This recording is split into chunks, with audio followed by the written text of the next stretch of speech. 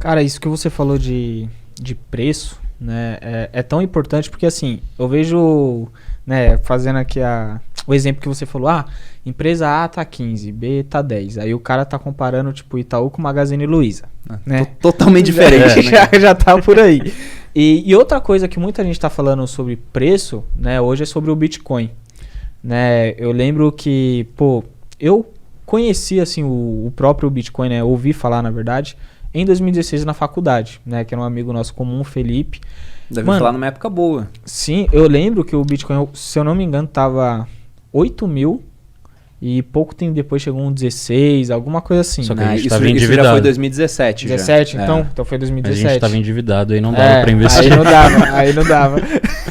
E assim, aí falando ainda do Bitcoin, olhando hoje, né? Eu vejo as pessoas falando, Bitcoin tá caro, mesmo depois de toda a queda que teve. Eu falo, mano, em novembro, né, tipo, eu entrei em 70 mil, né, bateu 300 e poucos mil, e teve uma grande queda, né, e parece que as pessoas acabam se esquecendo, tipo, em uma semana pode cair, sei lá, 20, 30%, né, que é normal, olhando o aspecto de criptomoedas como um todo. Tem queda até maior em intervalo, assim, de uma semana. E aí o cara fala, não, tá muito caro, né? Hoje você olhando o Bitcoin, você fala, mano, tá caro, tá barato, tá num preço, entre aspas, justo. Eu acho que é legal a gente ver qual o preço do Bitcoin agora, porque esse negócio muda tanto, né? A gente pode estar gravando podcast aqui enquanto o Bitcoin tá, sei lá, né? O Bitcoin caiu porque você recusou o Guaraná, pegou né? Ele tá em 180 mil mais ou menos agora, tá em queda hoje aqui em real, né? Uns 5% aí de queda. Mas a minha opinião sobre Bitcoin, só olhar o preço também não diz tanta coisa, né? Aí você pode falar, mas o Bitcoin não é uma empresa que gera fluxo de caixa pra gente ver um preço lucro, um preço EBITDA, né? Não tem essa métrica, não, mas existem outras métricas e considerações a serem feitas sobre o Bitcoin. Porque o Bitcoin, o projeto dele é que ele seja uma moeda, né? Uma criptomoeda. Vai ser isso realmente? Eu tenho um certo ceticismo com essa questão dele ser usado de fato como uma moeda. Você pega, por exemplo, agora, El Salvador, que usa o dólar como moeda, também adotou o Bitcoin. Falou, olha, o Bitcoin agora ele tem que ser aceito nos estabelecimentos comerciais. Né? Vai ter curso forçado, só que o governo vai ajudar um pouco nisso, vai converter automaticamente, tem 90 dias para a lei começar a entrar em vigor. Mas, em todo caso, eu fico pensando, isso é muito interessante para o Bitcoin. Né? Um país falando, a gente aceita Bitcoin em tudo aqui agora. Você pode pagar seus impostos com Bitcoin. Se o Bitcoin valorizar, não tem ganho de capital. Porque quando o real se valoriza contra o dólar, a gente não paga imposto por conta disso. Mesma coisa vai acontecer lá. Então é bem efetivo. Mas eu fico imaginando se eu morasse lá. Eu posso pagar meu imposto em dólar, que está perdendo valor, porque não param de criar mais dólar, ou em Bitcoin, que ao longo do tempo só ganhou valor. Né? Tem uns intervalos curtos de desvalorização, mas tem subido muito de preço. Eu vou pagar com a moeda que está desvalorizando e vou entesourar, eu vou guardar a moeda que mais se valoriza. Então, posso pagar imposto com Bitcoin, mas não quero pagar imposto com Bitcoin. Vou contratar alguém para minha empresa. Eu posso remunerar o cara em Bitcoin. Mas imagina só se eu tivesse feito um contrato de trabalho com alguém para trabalhar para mim, eu falo pro cara, vou te pagar 1 Bitcoin ao ano. Que ano passado, né, tava em, sei lá, 100 mil e de repente bateu 300. O cara ficou 3 vezes mais caro na minha empresa. Então, ninguém vai assumir esse tipo de risco e usar o Bitcoin como unidade de conta. É muito volátil também. Então acaba que no final eu vejo o Bitcoin mais como uma reserva de valor, algo que você compra porque você espera que venha a se valorizar com o tempo para preservar o seu poder de compra. Esse é o primeiro ponto. E aí, por que uma reserva de valor, ela de fato, né, ela vai ser procurada pelas pessoas? Né? O ouro, por exemplo. O que o ouro tem que fez com que ao longo do tempo ele preservasse valor e ganhasse comparado com as moedas fiduciárias, fosse ficando cada vez mais caro? Você pega o ouro, ele é escasso, ele é aceito no mercado global, ele tem um longo histórico de aceitação, há milhares de anos o ouro é valioso. Você pega a joia mais antiga já achada, né, pelos arqueólogos, ela data de 4.500 a.C., ou seja, 6.500 anos, e alguém fez um anel de ouro que dá para vender na Vivara hoje. Isso ia ser meio rústico, mas estava lá, já dava um valor por finalidade estética, por exemplo. Você pega as civilizações pré-colombianas, os incas, os astecas, esses caras não usavam moeda, mas valorizavam ouro por motivos religiosos, por motivos estéticos. Falavam que o ouro era o suor do sol e a prata era as lágrimas da lua. Então tem esse longo histórico. Além disso, não se deteriora, né? Eu posso comer ouro. Lá em Dubai, quando eu fui, tinha um café que os caras botavam uma folhinha de ouro assim, né? Lógico que eu não vi como saiu depois, mas teoricamente o ouro ele vai se preservar. Se forem na peneiral que eu fiz na privada, iam achar o ouro de volta, né? E o último ponto é a questão de ter um certo valor intrínseco, que é um termo muito discutível, porque quando o pessoal fala de valor intrínseco, parece que tem uma bandeirinha falando, olha, essa água aqui tem que custar tanto, esse é o valor dela. E a gente sabe que não, né? A água aqui é barata porque tá cheio de água na geladeira ali. Agora, no meio do deserto, você tá morrendo de sede, você tem um diamante no bolso, o cara te oferece uma água e fala, custa um diamante. Você não troca? Então, o valor da água subiu pra caramba. Se tem um valor intrínseco, não é tão legal. Mas na ausência de melhores palavras, vamos usar. E o ouro ele tem valor porque pode ser usado para uma série de coisas. O ouro conduz eletricidade muito bem. Você pega, sei lá, a Anitta, que a gente falou dela antes aqui de começar, né? Uma baita de uma artista. Você acha que a Anitta ela vai fazer um show, ela vai querer qual equipamento para isso? O melhor. E nos melhores equipamentos, muitas vezes, eles usam ouro para auxiliar na condutividade. Então, há muitos usos que você pode fazer para esse metal. Desde muito tempo, principalmente estéticos. O Bitcoin tem todos esses fatores. Ele só peca em um fator, né? Ele é escasso, ele é aceito no mercado global. O longo histórico de aceitação dele é o que falta, mas isso também tem um ponto a ser apresentado. Ele tem esse valor intrínseco, porque se você tem um monte de mineradores investindo um monte de dinheiro em equipamento, em gasto de energia, é porque os caras são idiotas? Não, eles acreditam que aquilo tem valor, né? E o outro ponto é que ele não se deteriora com o tempo. Ele é um ativo digital, podem passar 100 anos e ele continua existindo, né? Desde que a rede dele continue existindo. E o ponto do longo histórico de aceitação, vale frisar o seguinte, né? O Bitcoin tem 12 anos. Hoje em dia, ter 12 anos é muito mais difícil, em termos de vida, do que uma tecnologia ter 200 anos no passado. Você pega um cara lá que nasceu no século XV, né? 1400.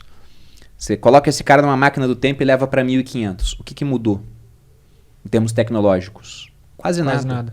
É a mesma família real que está no poder, dependendo do país onde ele está, por exemplo. Ele vai ouvir falar que alguém chegou no Brasil.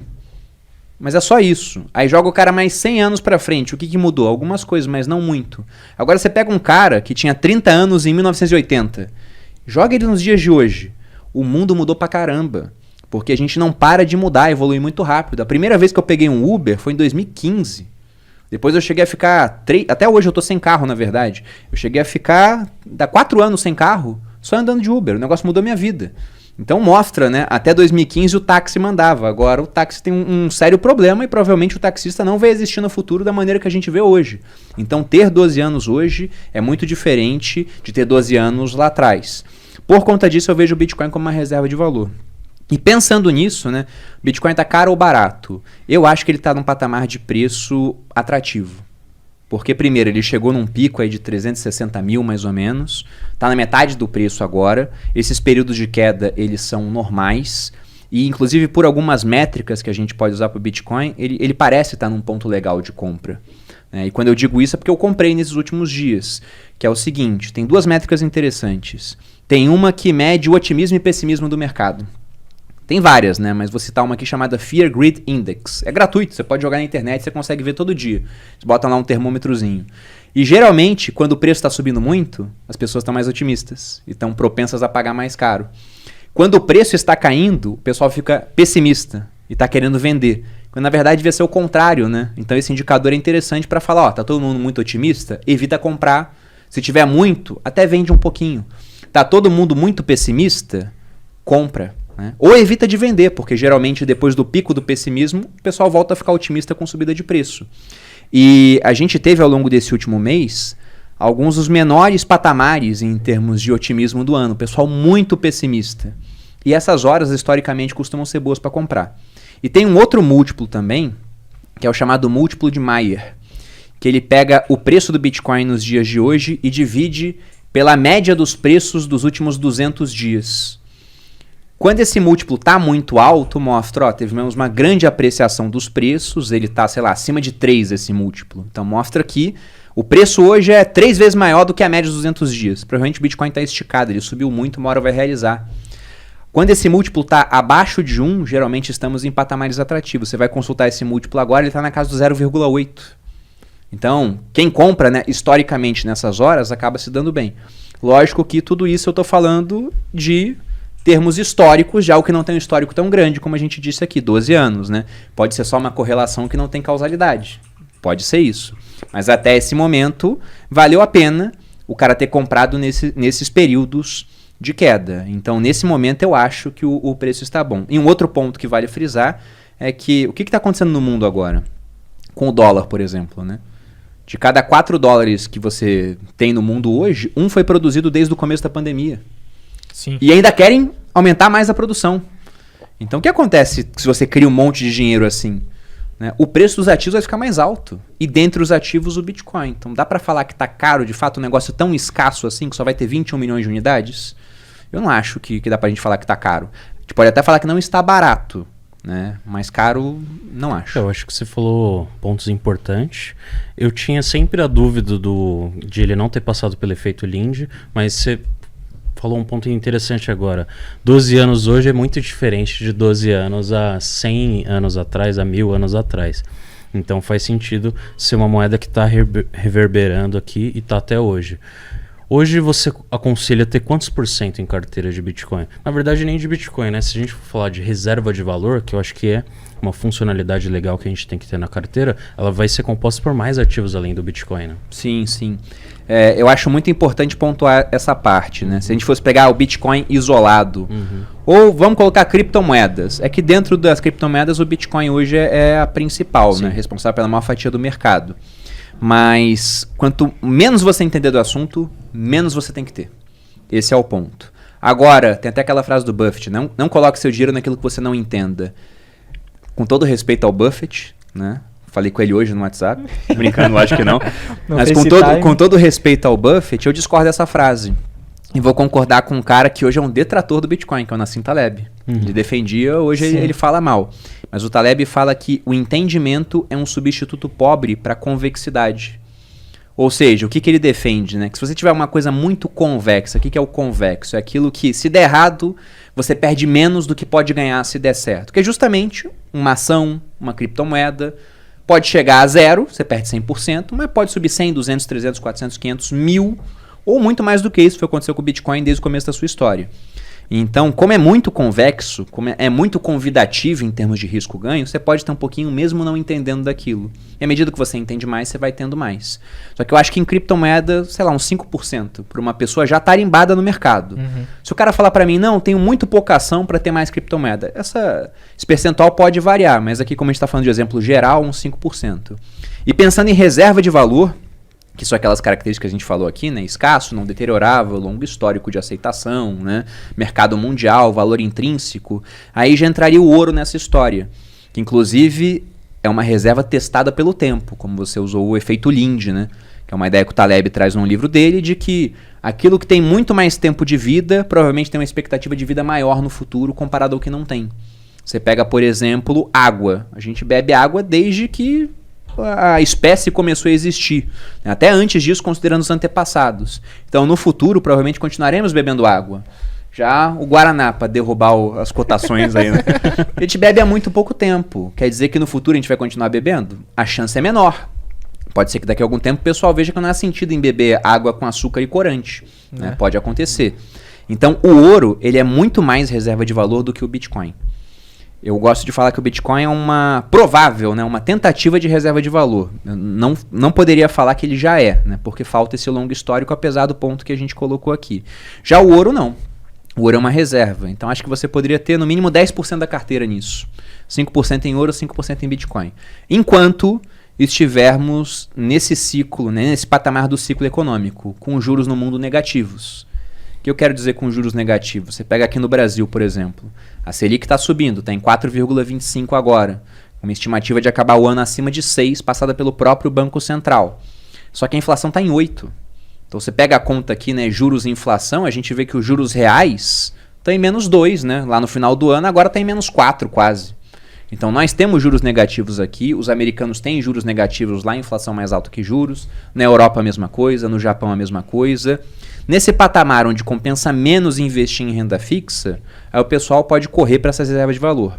Mas na hora que a inflação começar a ficar muito alta e que os bancos centrais elevarem os juros acima da inflação, aí todos os ativos de risco começam a sofrer e junto você também tem o sofrimento dessa reserva de valor. Basta pensar lá em 2016, quando você começou a investir. Você tinha um Tesouro Selic pagando 14%. Vai botar dinheiro em ouro que não paga nada? Não vai, né? Não faz sentido. Agora, hoje, aí você já começa a cogitar. Não, o ouro está subindo de preço, né? Você pega aí, nos últimos anos tem subido, e aqui você tem juros menores que a inflação. Vale a pena colocar um pouquinho em ouro. Mas isso muda de acordo com o ciclo econômico. Falando de criptomoeda, você só tem Bitcoin? Eu tenho outras.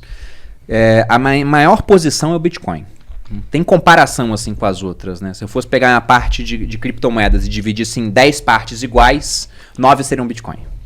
Aí o restante seria dividido ali em outras criptomoedas. Mas a principal das outras é o Ether, né? Da rede do Ethereum. Sim. Entendo muito menos de Ethereum, E subiu bastante, de Ether, né? do que do Bitcoin. Subiu mais do que o Bitcoin. Não só ela, como várias outras. O que é uma característica também de como funciona a cabeça das pessoas. Porque elas vêm assim, igual você falou, você olha o preço de tela, caramba, o Bitcoin tá 180 mil reais, sendo que ele caiu 50%. Aí você vai olhar o Ether e, nossa, tá 10 mil. Tá muito mais barato. Então vou comprar essa aqui que tá mais barato e daqui a pouco vai que passa o Bitcoin. Como muita gente faz esse mesmo tipo de raciocínio, vai comprar Ether, vai comprar Dogecoin, vai comprar várias outras, o preço delas acaba subindo mais do que o Bitcoin depois que essa subida já começou. Só que quando cai também costuma cair mais. Mas eu acho o Ether interessante, porque aquilo que o Bitcoin está fazendo com a moeda, a proposta do Ethereum é fazer com a internet. É descentralizar, né? Com DeFi, Decentralized Finance, mas é um conceito bem mais complicado e que está começando agora. Então, dentro dessa classe de ativos que é altamente volátil, eu acho que o Bitcoin é aquela aposta mais segura, né? Mas não tão segura assim em termos de volatilidade, que eu digo. Mas eu gosto do Ether. Eu falo isso porque assim, né, a pergunta, aliás, porque eu vejo muita gente, Murilo, eu quero entrar em cripto, né, aí eu falo, tem o Bitcoin, que é o mais conhecido, você consegue até mais artigos sobre, né, depoimento de outras pessoas. Aí o cara, não, mas tem uma aqui de 2 centavos. Tem 10 mil dessas aí, tem uma aqui, que são 10 mil alternativas. Cara, nessa última semana, eu não vou lembrar o nome da cripto. Mas assim, eu acho que eu até respondi o stories lá. Foi o suficiente. Assim, eu falo porque, mano, eu recebi umas 60 perguntas só dessa criptomoeda. Todo mundo quer saber qual é o novo Bitcoin, né, cara? Como que é o nome? Louvre. Cara, foi o... Alguém comentou nos meus posts também. Eu fiz uma pesquisa ali de... 10 segundos no Google? Não, foi de uns 5 minutos. Olhei uns vídeos, já tinha uns vídeos no YouTube, alguns artigos. E incrível que todos estão falando, mano, é golpe. Sai daqui. Né? E aí, fazendo ali outra pesquisa mais aprofundada dentro do Instagram, eu vi uns perfis meio estranhos. Compra essa Louvre e tudo mais. E aí, o que remete? A pessoa ali tá tão, né, com a ganância de que, se eu colocar R$1.000, pode virar 100 mil, por exemplo, nessa daqui de 2 centavos. E ao mesmo tempo ignora o que o mercado, vamos dizer assim, né? As pessoas que já têm um conhecimento mais aprofundado sobre o mercado cripto, eu tô falando, mano, foge daqui, né? E aí eu sempre cito a frase famosa do Warren Buffett, né? Regra número 1, nunca perca dinheiro. Aí eu falo, pessoal, é simples, né? Se você tá vendo uma possibilidade de perder dinheiro, né, através de um golpe, vamos dizer assim, uma coisa é investir errado, escolher uma empresa, escolher um ativo e não fiz uma boa análise e deu ruim, né? Ou às vezes até fez uma análise boa e a empresa deu ruim no futuro. Agora, outra coisa é o cara ver todo mundo alertando, falando, mano, não faça isso, aqui você vai perder dinheiro, e o cara, não, mas eu tô certo. Vocês todo mundo aí tá errado. O mercado todo, né, é burro. Entendeu? O cara tem a resposta.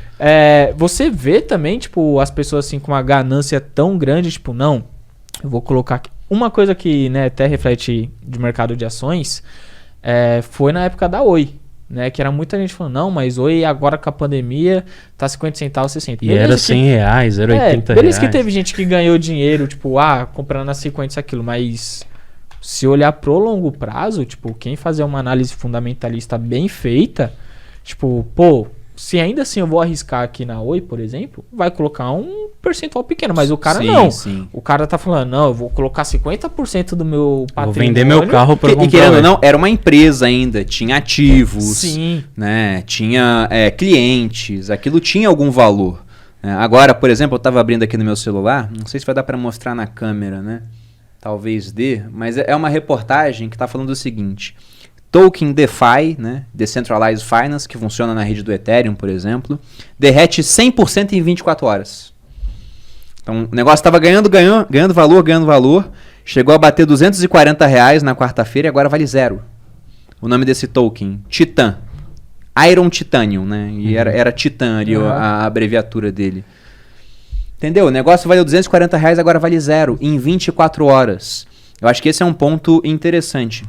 Não tem ideia do que essa criptomoeda aí, Louvre, faz. Porque, gente, são mais de 10 mil e a todo momento vão surgir novas. Hoje são mais de 10 mil, daqui a pouco são mais de 20, mais de 30, mais de 40.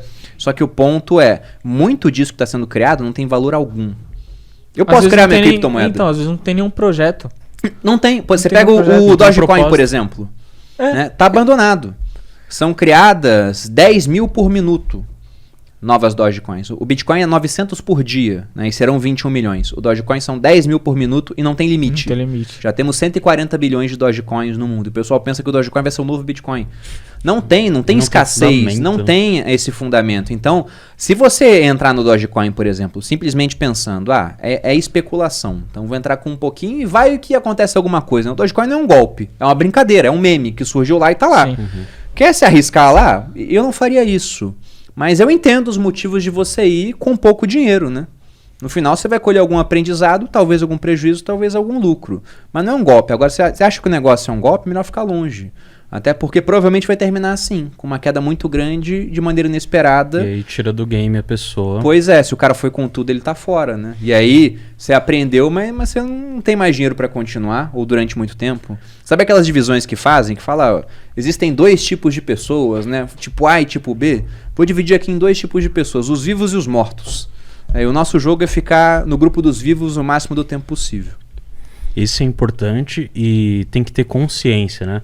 Eu invisto para o longo prazo, curto mais o buy and hold, mas eu já fiz uma aposta numa criptomoeda, foi na Webix, uma fan token, utility token.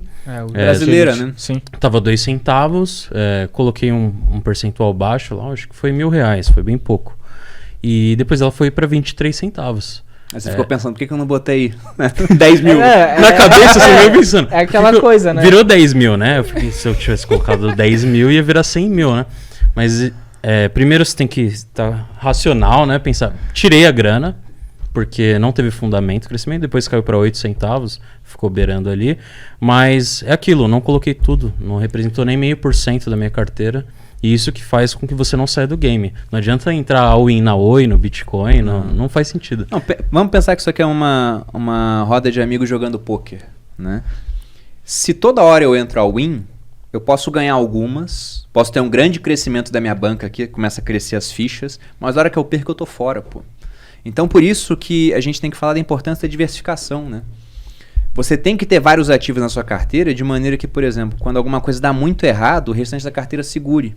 Até para evitar que aconteça com a gente o que aconteceu com os investidores do fundo do Peter Lynch.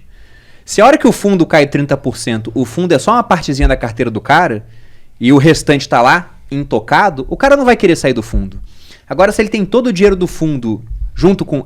se ele tem todo o dinheiro dele junto com o Peter Lynch lá no fundo, a hora que cai 30%, ele perdeu 30% de tudo que ele tem. Ele desespera, ele vai querer sair. Agora, se ele está diversificado, a chance dele querer sair é muito menor. Então, a gente não pode deixar que nós mesmos nos sabotemos quanto à estratégia. E uma das maneiras de acontecer essa sabotagem é simplesmente correndo mais risco do que você deveria. E uma maneira de correr mais risco é estando muito concentrado em poucas alternativas, né? Sim. E, mano... Chega a ser muito engraçado porque eu vejo, né, os depoimentos lá no direct, né? Pô, Murilo, quando você começou a falar de Bitcoin, aí era pra eu ter entrado e cresceu, e aí quando eu entrei, caiu, e agora o que eu faço? E eu sempre falo o seguinte, eu falo, mano, primeiro que você não deve comprar porque eu tô comprando. Né? Eu acho que cada um é responsável pela sua grana. Se você ganhar, quem ganhou foi você. Se você perder, quem perdeu foi você. Né? Mas eu sempre falo na questão de fundamento. Na verdade, o pessoal trata diferente, né? Se ganhar é mérito dele, se perder, a culpa é do Murilo que falou esse negócio. É tipo na escola, né? Ah, filho, como que foi a nota da prova? Ah, mãe, tirei 10. Né? Aí depois, como foi a nota? Ah, a professora me deu 2. tá ligado? Não é ele, né? Não é ele, não traz a responsabilidade pra ele. E eu falo pro pessoal, eu falo, mano, independente de qualquer coisa que você, né, for colocar seu dinheiro, você tem que ter essa questão da autorresponsabilidade e ainda assim fazer né, aquela operação, aquela compra ou até a venda mais racional possível, né? E sempre, por exemplo, no momento da pandemia, quando as pessoas chegavam em mim, falaram, pô, Murilo, bolsa despencando, né? Eu vou vender isso, aquilo. E eu sempre questionei, eu falei, mas por que você comprou na época lá? Ah, porque eu analisei isso, vi balanço, vi governança, tudo mais. E o que mudou hoje, né? Ah, não muita coisa. O que você acha que vai mudar daqui pra frente? Porque a empresa vai ter um impacto ali nas operações dela. Ah, o Itaú não vai sofrer tanto assim, porque tem tanto em caixa, né? A Magazine Luiza possivelmente vai crescer mais porque vai vender mais online, né? Eu falo, então beleza, então por que tanta preocupação? Claro que a pessoa tem que ter ali uma certa atenção, né, se investiu errado, se vai perder muita grana ou não, mas ser o mais racional possível, né? Ah, por que eu coloquei meu dinheiro aqui? Por exemplo, Bitcoin. Ah, por que eu coloquei meu dinheiro em Bitcoin? Ah, porque ele é escasso, né? Porque ele tem o próprio limite de criação, reserva de valor, tudo mais. E a Dogecoin, né? Ah, será que foi o Elon Musk que mandou um direct, uma DM no Twitter e falou, não, vou criar um meme aqui? Não, né? Não é bem assim, tá ligado? Então as pessoas têm que ser um pouco mais racionais e bem mais objetivas naquilo que elas estão fazendo com a grana dela.